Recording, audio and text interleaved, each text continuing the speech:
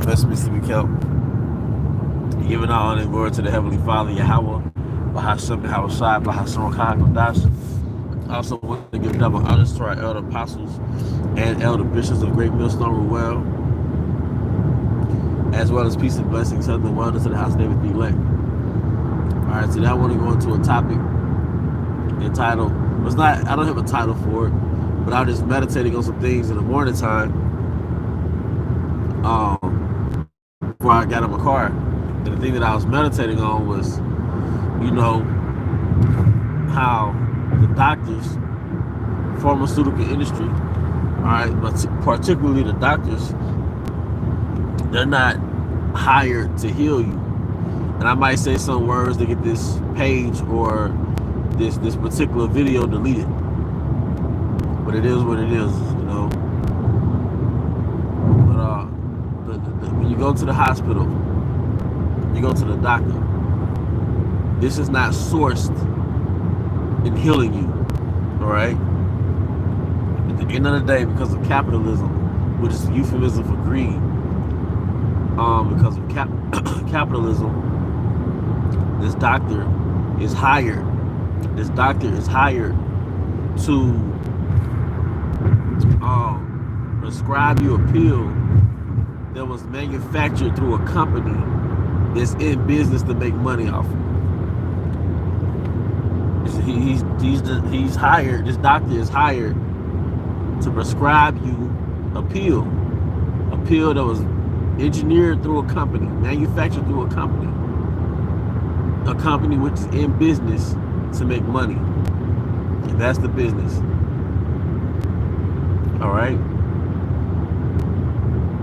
And a lot of our people, all right, are under a crutch because they have been drilled with this belief that my high blood pressure is in check due to this medication. I keep my high blood pressure in check because of this medication. My diabetes, my insulin, because of this medication.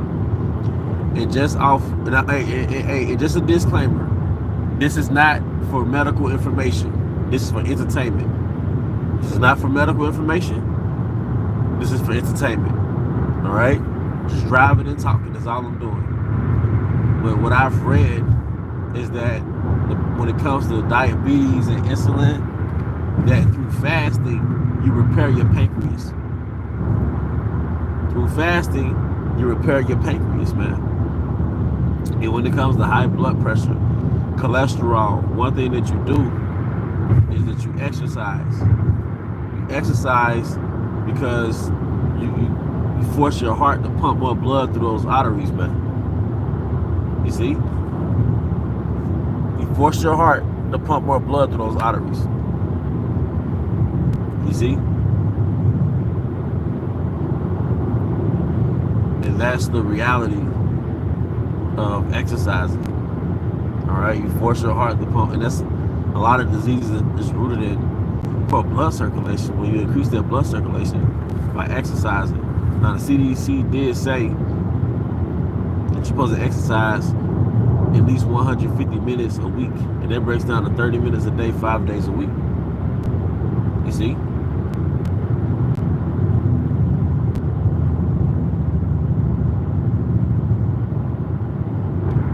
That's from exercising 30 minutes a day, 5 days a week. Okay? But you see? But I lost my train of thought. My mind was somewhere else. But yeah. So once again, going back to the hospital, man. So something that the apostles have been pushing through the spirit. And they're pushing this through the spirit of Yahweh Bahashem Yahushai. All right, because one sword that's targeted towards the Israelites is food. And the scripture says the wicked watches over the righteous and seeketh to slay him. And one way that he's seeking to slay us is putting poor quality food in our neighborhoods, man. And you get sick. All right. I believe walking is considered exercising, brother. So the difference between walking and jogging, and this is coming from a brother that prefers the jog. Jogging on concrete can put pressure on your knees over a period of time. You see, jogging burns calories faster, but it's more pressure on your joints. You see, but walking is classified as the healthiest form of exercising. You see, so starting last year, maybe it was the year before that, I stopped jogging on the cement and started jogging on the treadmill. But when it comes to being outside, I walk in nature. You see? But I'm trying to get my numbers on point. But people who go walking at least 7,000 steps a day, their chances of dying prematurely decreases dramatically. All right? People who do at least 7,000 steps a day, their chances of dying prematurely decreases dramatically. You see? A lot of times we would say, man, back when we was in high school, we were skinny. Like if you look at a picture of yourself, let's say you're around 30 plus, you look at a picture of yourself in high school, and it's like, bro, you was lean. But one thing that most guys did in high school was they played sports. Whether it was fundamentally in school through a program, or they did it in the streets in their hood. One thing you did when you was in high school, for the most part, was play sports. Just imagine how healthy basketball is hindsight when it comes to heart health, soccer, and, you know, baseball, like all this running. Like, of course you were skinnier. But then you grew up and you might have had a decent job, but the job might have caused you to be sedentary, man. So now your heart is not pumping blood throughout the system. You're not breaking a sweat every day. You know, shalom, shalom. However, thumb to you, brothers and sisters. You know? So, I mean, that's something that we all have to do more. I speak for myself. Brothers got a job. Brothers might have a second gig to make a little extra money, but you got to squeeze in, that 30 minutes to really where you breaking a sweat, you know, because that's giving you longevity, man. There's a saying, life begets life, and when you exercising, it's like you forcing your body to produce life, to produce energy, but that gives you more energy. And I've realized that when you're stagnant, it's like you become toxic to your own self, man. And Sirach 30 goes into the importance of exercise, and bodily strength is more important than money. You know? It's one thing to be rich, but it's another thing to feel rich. And a lot of us won't be rich in this kingdom, and I don't give a fuck about being rich.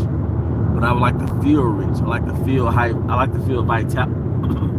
I like to feel vibrancy. I like to feel vigor, you know? You know? Dr. Joel Furman has something called G-bombs, which is an acronym for what we should eat. And it's an acronym for greens, beans, onions, mushrooms, berries, and seeds. G-bombs. Greens, beans, onions, mushrooms, berries, and seeds. Because what he did, he studied the blue zones, right? And he saw a correlation in their diet between each blue zone. And he noticed that they all ate greens, beans, onions, mushrooms, berries, and seeds. And you can simply add fish to that, you know? You can add, a grass-fed steak here and there or whatever. But that core is the greens, beans, onions, mushrooms, berries, and seeds. And what that reminds me of is actually how Jake ate in West Africa before West Africa got colonized. Because what you would do, you would take those legumes, you would take those leafy greens, you would take the yams, the roots, and you would make it into a soup. So historically, a lot of our main course meals was all these different vegetables and roots and nuts and seeds inside of a soup. You see? Whereas in America, you eat uh, a high carb diet.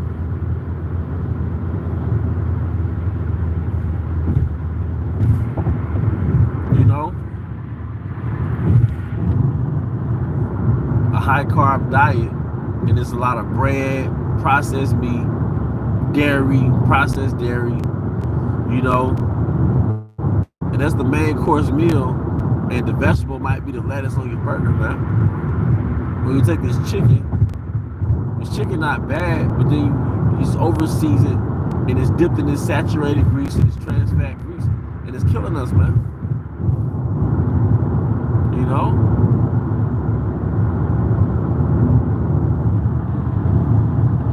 Oh yeah, and these herbs, man. I mean, and the herbs is part of. Hey, the scripture says the medicine comes from the ground, and that's the herbs. You see? But I went to this herbal store called Herbal Blessings, and they had a particular capsule. I mean, they made a particular product out of their own herbs, and it was for cholesterol. And next time I read the ingredients off the thing again, because I can't remember the ingredients off the back. But collectively, it was designed to get that plaque off your arteries, man. And fried fucking food, man, is a killer.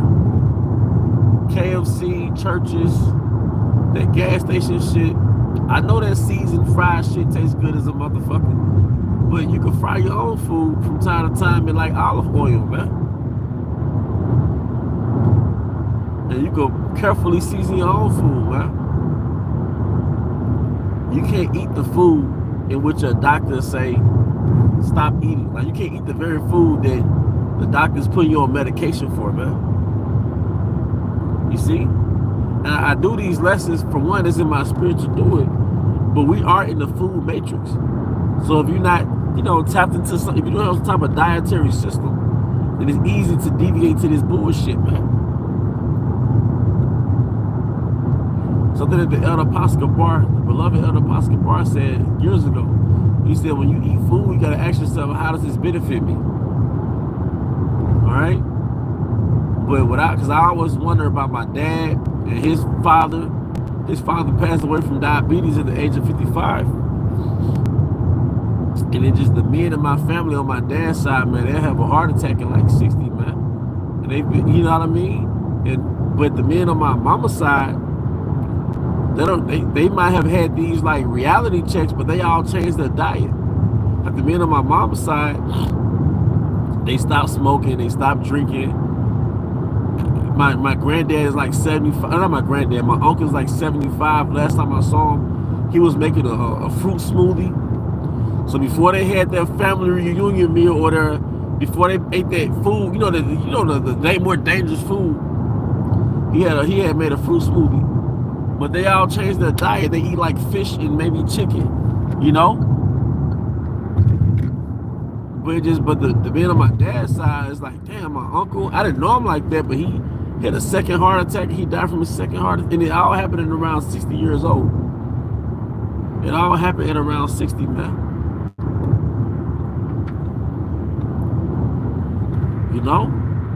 Because at the end of the day, Jake is addicted to the food that the doctor said don't eat or stop eating.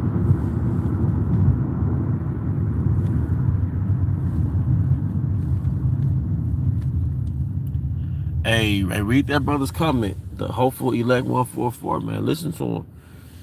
No meat, no juice, fried food, cakes. Because what you're doing, you're making an exchange. You're sacrificing the instant gratification from meats or processed meats and cakes and candy-like juices. You're sacrificing that in exchange for vitality. So you might feel like you're depriving yourself, but really you're just an exchange. Now you have high energy. Now you feel good, man. All right, not only that, you're giving yourself longevity, man. I have been taking sea moss lately. Sea moss, black sea. I bought black sea oil again. I've been taking fish oil, and in fish oil, I believe it's giving me a clearer mind. But fish oil is also very, very good for high cholesterol. So if you have a high HD, what's it called? If you have high LDL cholesterol, then I recommend taking fish oil, you know? And make sure that the capsule is a kosher gelatin. I think it's called bovine, which goes back to like a cow. So the gelatin comes from a cow. Or depending on the brand, the capsule might say halal, which basically means goes back to like kosher, because typically gelatin is pork. So you gotta make sure that the gelatin that you get is from a cow when it comes to fish oil. But that fish oil is badass for cholesterol. See? But I'm not gonna lie, brothers. It's nothing like waking up with a clear head, you know. You might drink a green smoothie. You might have a kale smoothie, but then you might eat a salad that same day, man. You just feel the best, man. It's almost like you got a little buzz in your head, like a little high when you wake up in the morning, man. It's something about those leafy greens, man. It's something about those leafy greens, man. And if you look at the planet Earth from a satellite perspective, the planet Earth is blue and green. It's majority of blue and green. And that should tell you what you should have in your diet. It is a high water content, but also a lot of leafy greens, man. And for you brothers and sisters that, you know, might struggle with weight issues, I know I carry at least an extra 20 pounds. Look at your stomach in the morning, the day after you have leafy greens. The day after you had a leafy green smoothie, the day after you had a salad full of leafy greens, man. Because leafy greens, man, they purge. They get the toxins out of your body, and not only that, they're full of minerals, full of nutrients, man. But we're being educated right now. We're being educated in the sense that we're finding out what to put in our food. I look at brothers in this truth, mainly myself, like Frankenstein's creature. Frankenstein is Esau Edom, the so-called white man. But he engineered us in the sense that we were born in his laboratory when it comes to being born in America. So now you've mentally and spiritually escaped from the laboratory, also called the sunken place, also called a state of darkness, that gross darkness. You've escaped from that. Now you're learning how to feed yourself. You're learning your ABCs and 1, 2, 3s all over again because you've escaped his laboratory. So we're learning what to put in his body. And one thing that's key, man, like I said, these greens and these beans and like onions, mushrooms, a lot of these things I said, man, it'll cause Jake to wake up with an erection. And that's a sign of vitality, man. You got to take note of those things that'll cause you to wake up with an erection, man. You know? Wake up with a clear head and a flat stomach, man. So if anything that gives you that type of effect, you got to create a system out of it to where you're doing it every day. Hey, but with that, I hope you brothers and sisters were edified. The water for tuning in. Once again, I want to give all honor and glory to Yahweh, Bahashim El-Shai, Bahashim Chakadash. I want to give double honors to our elder apostles, elder bishops of Great Millstone Ruel. Peace and blessings, health and wellness to the house of David the elect. Abba, Kum Yashala, Shalom.